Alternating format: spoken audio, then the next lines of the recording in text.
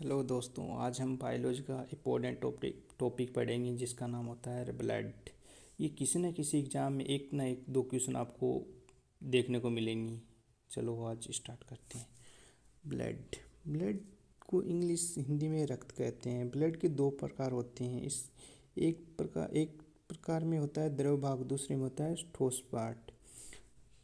जिसमें द्रव पार्ट होता है ना, लिक्विड पार्ट होता है, उसमें 55% यानी 55% प्लाज्मा होता है, जो कि 45% ठोस होता है, उसको यानी 45% उसमें सेल्स पाई जाती हैं, जैसे WBC, RBC और प्लेटलेट। हम यहाँ WBC को इथ्रोसाइटोसिस कहते हैं, WBC को ल्यूकोसाइटोसिस कहते हैं और प्लेटलेट को थ्रोम्बोसाइटोसिस कहते हैं। साइटोसिस का मतलब ही सेल होता है।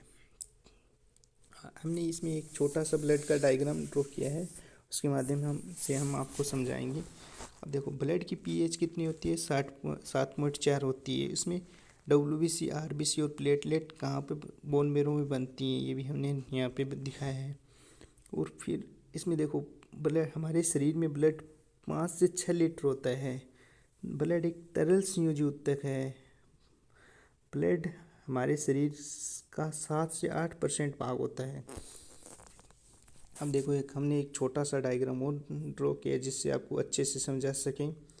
अब देखो, साइटोसिस का मतलब होता है सेल की संख्या यानी नंबर में ज़्यादा हो। साइटोसिस का मतलब ही नंबर ऑफ सेल्स ज़्यादा होती हैं। पीनिया मतलब नंबर ऑफ सेल्स की संख्या होती है वो कम होती है। अब देखो, हिम ये सारे नाम होते हैं ना, ये आपने देख लो। हिमेट, ये सारे नाम सिर्फ ब्लड के लिए यूज किए जाते हैं। हीमेट जहाँ पर इसका मतलब होता है ब्लड।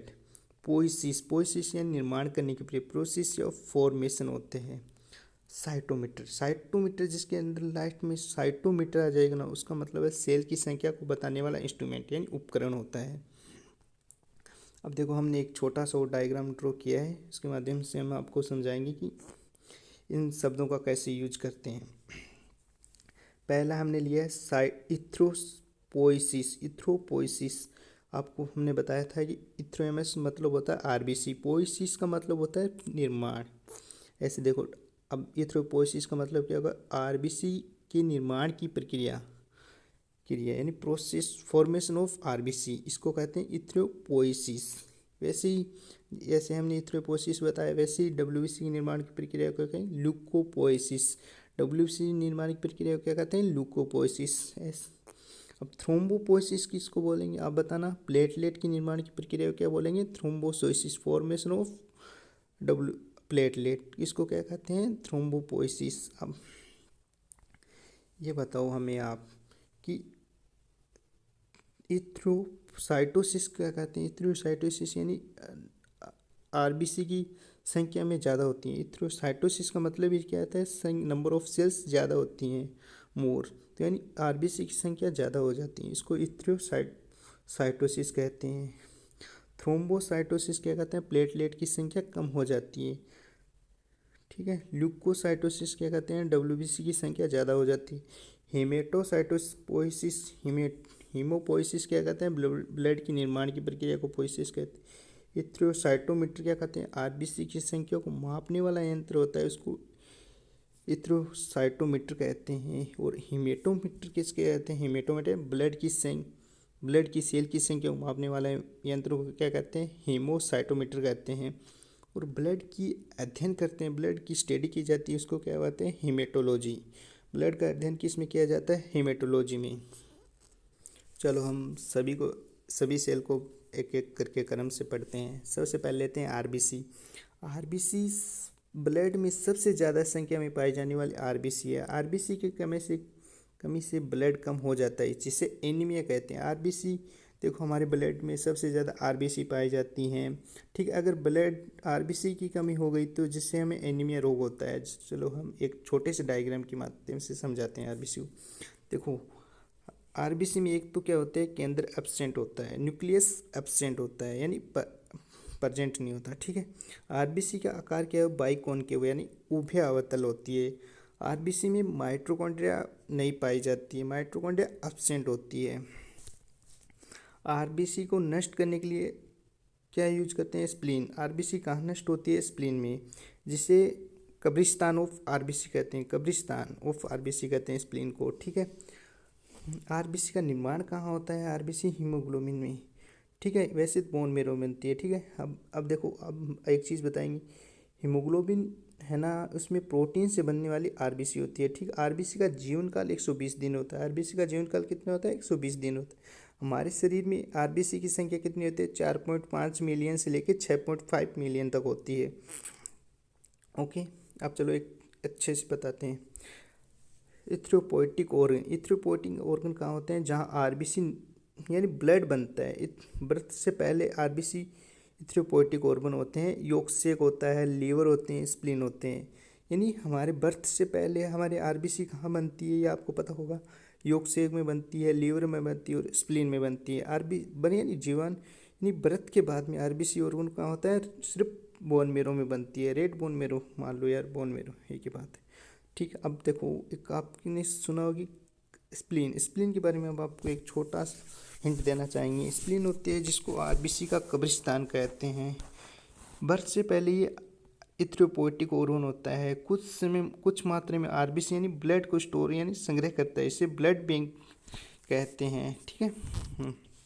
अभी ये देखो, आरबीसी का प्रक्रिया मेचुरेशन आरबीसी के लिए कौन सा विटामिन उत्तरदायी होता है? विटामिन B12 एंड विटामिन 9 जो आरबीसी को मेचुरियन परिपक्व बनाने में काम आते हैं।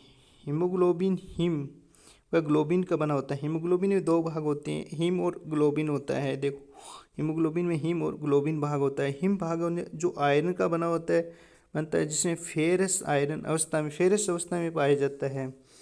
डब्ल्यूबीसी यानी हीमोग्लोबिन ऑक्सीजन का परिवहन करता है। देखो, आपने एक चीज़ पता होगा, आरबीसी का मेन फंक्शन होता है ऑक्सीजन ट्रांसपोर्ट सिस्टम, यानी ऑक्सीजन का परिवहन करता है। आरबीसी ऑक्सीजन का परिवहन करता है। हीमोग्लोबिन ऑक्सीजन से जुड़कर ऑक्सी हीमोग्लोबिन बनाता है। देखो, हीमोग्लोबिन है ना, Hb+O2 से जुड़कर है ना, ये HbO2 बनाता है। ये ऑक्सी हीमोग्लोबिन होता है में बदल जाता है। ये लाल रंग का वर्णक होता है, इसलिए इसे ब्लड या लाल वर्णक कोणिका कहते हैं। नाइट्रक के कारण हीमोग्लोबिन मेथ हीमोग्लोबिन, अगर मेथिन से मिल जाएगा तो मेथ हीमोग्लोबिन बन जाएगा, जिसे फेरस या फेरिक अवस्था में पाया जाता है, जो ब्लू बेबी सिंड्रोम रोग हो जाता है। हीमोग्लोबिन हमारे शरीर में 12 से 16 ग्राम होता है। विटामिन B12 एंड 9 की कमी से मेगाब्लास्टिक एनीमिया होता है। विटामिन B12 एंड 9 की कमी से हमें कौन सा रोग होता है? मेगलोब्लास्टिक एनीमिया होता है। आयरन की कमी से एनीमिया होता है। आयरन की कमी से कौन सा रोग होता है? एनीमिया। जबकि विटामिन B12 और 9 की कमी से मेगलोब्लास्टिक एनीमिया होता है। ये देखो, ठीक, आयरन की कमी से एनीमिया, सिर्फ एनीमिया याद रखना, ठीक है। अब आप ये देखो, सर्दी के दिनों में बंद कमरे में कोयले को जलाकर सोने से मृत्यु हो जाती है, क्योंकि जलने में CO यानी कार्बन मोनोऑक्साइड गैस बनती है, जो हीमोग्लोबिन से जुड़कर कार्बोक्सी हीमोग्लोबिन बनाती है, जिसमें ऑक्सीजन का परिवहन रुक जाता है। समझ में आया क्या आपको? कि अगर हम सर्दी के दिनों में बंद कमरे में कोयले को जलाकर मृत्यु क्यों हो जाती है? उसमें जलने पे कार्बन मोनोऑक्साइड यानी CO गैस बाहर कार्बन मोनोऑक्साइड गैस बाहर निकलती है, जो हीमोग्लोबिन के साथ काफ़ी यानी ऑक्सीजन की तुलना में 200 से 300 गुना ज़्यादा उसके साथ परिवहनी बंधन बनाने में होती है, जो ऑक्सीजन परिवहन को रोक देती है, जिससे लोगों की मृत्यु हो जाती है। अब दूसरी सेल हम ले रहे हैं WBC को, और क्या होते हैं? लुकोसाइड क्या होते हैं? रोगजनक। इसका मेन काम होता है पैथोजन यानी इम्यूनिटी सिस्टम, ठीक है। रोगजनक यानी रोगजनक को मारकर इम्यून सिस्टम यानी प्रतिरोधक क्षमता को रोकना होता है। इसको फेगोसाइटोसिस कहते हैं। इसकी WBC का नंबर ऑफ यानी WBC हमारे शरीर में कहते हैं 4000 से लेकर 11000 तक होती है। अधिकांशतः WBC की संख्या बढ़ जाती है, जिसमें लेकिन एड्स व टाइफाइड में कम होती है। देखो, ये आपने कुछ रोगों में WBC की संख्या बढ़ जाती है, लेकिन एड्स और टाइफाइड में ना इसकी संख्या कम हो जाती है। ये आपको ध्यान रखना होगा। ब्लड कैंसर यानी ल्यूकोमिया में WBC लाखों संख्या में हो जाती है। मैंने बताया था ना आपको, अधिकांश रोगों में डब्ल्यूबीसी की संख्या बढ़ जाती है, लेकिन एड्स और टाइफाइड में इसकी संख्या कम हो जाती है। जैसे कि अब आपसे बोला जाए कि कौन सा ऐसा रोग है जिसमें डब्ल्यूबीसी की संख्या बढ़ जाती है, तो आपको पता होगा ब्लड कैंसर, जिसमें डब्ल्यूबीसी की संख्या लाखों में हो जाती है। डब्ल्यूबीसी 5 प्रकार की होती है, जिसमें एसिडोफिल को ईसनोफिल भी बोलते हैं, बेसोफिल होती है, न्यूट्रोफिल होती है, मोनोसाइड होती है, ल्यूकोसाइड होती है। ठीक है, न्यूट्रोफिल की संख्या सर्वाधिक होती है। न्यूट्रोफिल की संख्या क्या होती है? सबसे ज़्यादा होती है इन सब में। मोनोसाइड सबसे बड़ी यानी डब्ल्यूबीसी होती है। मोनोसाइड सबसे बड़ी डब्ल्यूबीसी होती है। न्यूट्रोफिल और मोनोसाइड है ना, इन दोनों का फंक्शन होता है फेगोसाइटोसिस। न्यूट्रोफिल और मोनोसाइड का मतलब का ही फंक्शन ही होता है फेगोसाइटोसिस, यानी जीवाणु को मारना, खाना। ठीक है, सभी डब्ल्यूबीसी अस्थि यानी बोन मेरो में बनती हैं। सभी डब्ल्यूबीसी बोन मेरो में बनती है।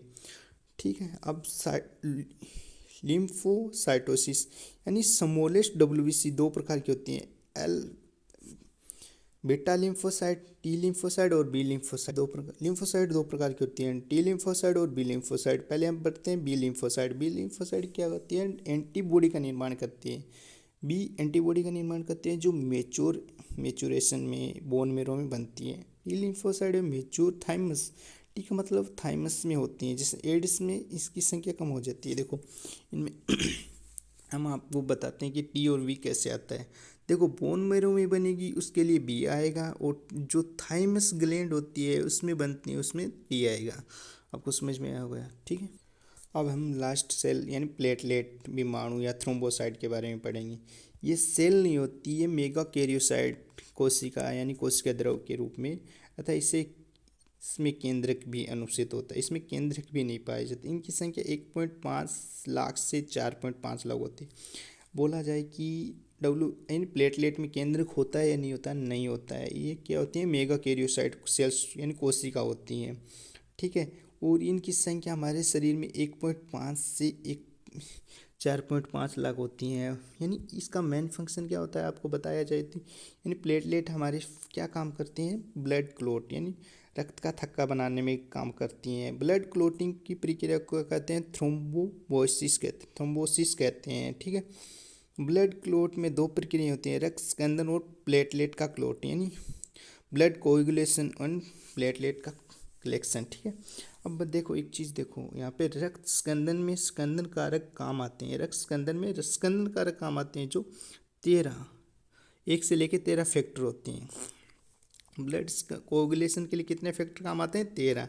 ठीक है, ये अधिकांशतः यकृत में बनते हैं। यानी कहाँ पे बनते हैं? यकृत में बनते हैं, और विटामिन के कुछ रक्त स्कंदन कारक के रूप में काम आता है। अब देखो ब्लड कोगुलेशन फैक्टर है ना, अधिकांशतः कहाँ बनते हैं? यकृत में बनते हैं। इसके लिए कौन सा विटामिन काम आता है? विटामिन के, ये जो कुछ स्कंदन कारक। ठीक है, हाँ, इस मुख्य रक्त स्कंदनी कोगुलेशन कारक फैक्टर कौन से होते हैं? प्रोथ्रोम्बिन होते हैं, फाइब्रिनोजन, कैल्शियम होते हैं। इसकी हम ब्लड कोगुलेशन की हम एक छोटी सी ट्रिक बताना चाहेंगे, फिर प्यार तुम्हारा चाहिए।